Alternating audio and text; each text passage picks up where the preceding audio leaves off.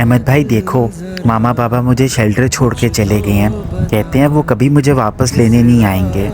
मेरा नाम अहमद बिलाल है और मैं पिछले 3 साल से कराची में एक जानवरों का फ्री अस्पताल चला रहा हूँ। यहाँ पे मेरे मासूम बच्चे रोज़ आप लोगों का इंतज़ार करते हैं। शर्म करो, छोटा है, चुप, बिल्कुल चुप। चले जी, आज के दिन का शुरू करते हैं। अपनी बिल्ली से बहुत ज़्यादा मार खाने के बाद और अपने हाथ ज़ख्मी कराने के बाद हम यूनिवर्सिटी चले गए। शेल्टर में आज एक बकरी पेशेंट आई हुई थी। उसके 2 बेबीज़ थे जो कि हो नहीं रहे थे। डॉक्टर साहब ने बड़ी मेहनत से उसकी डिलीवरी करवाई। उसके बाद जी शेल्टर में छोटे छोटे काकों से मिले, उनसे खूब सारी लड़ाई की और बातें करी।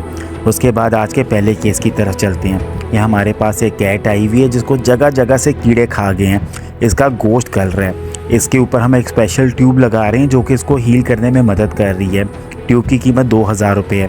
अगर आप में से कोई हेल्प करना चाहे तो मुझे ज़रूर बताइएगा। क्या हुआ डॉक्टर साहब इसे? ना मेरिट्स पड़े थे बहुत ज़्यादा, वो हमने फिर निकाल रहा फिर अभी इस बच्चे का इलाज हो रहा था कि दरवाज़ा नॉक हुआ और एक छोटा सा बच्चा शेल्टर में आ गया। इसको महीने में कभी कभार एपिलेप्सी का दौरा पड़ता है, इसलिए इसके घर वाले इसको इधर छोड़ के चले गए हैं। अब उनको मैं कैसे समझाऊं कि इतना छोटा सा और प्यारा बच्चा शेल्टर के बीमार इन्वायरमेंट में नहीं रह सकता। यहाँ पे से किसी और बिल्ली से कोई ना कोई वायरस या बैक्टीरियल इन्फेक्शन हो जाएगा और बहुत जल्द ये बीमार हो जाएगा। अगर आप में से कराची में से कोई घर इसको दे सके तो बहुत मेहरबानी होगी। उसके बाद जी आगे चलते हैं और अगले केस पे जाते हैं। एक और काका आया है जिसके पीछे ज़ख्म हो गया था और उसमें कीड़े पड़ गए हैं। अब डॉक्टर साहब इसमें दवाई डालेंगे और दवाई डालने के बाद इसके बारी बारी सारे कीड़े निकाले जाएंगे।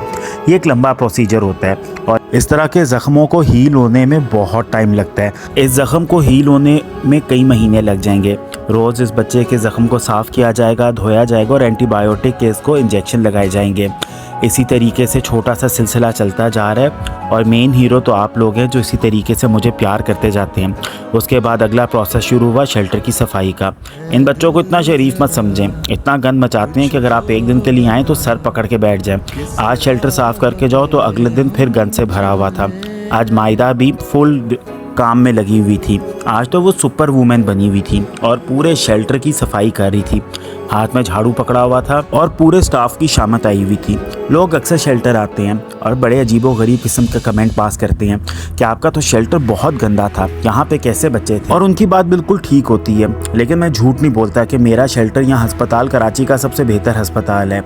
यहाँ पे बहुत काम होता है क्योंकि ये फ्री हॉस्पिटल है, तो यहाँ पे रोज़ाना तकरीबन 100 से 150 केसेस को कैटर किया जाता है। लोग यहाँ बच्चे छोड़कर भाग जाते हैं।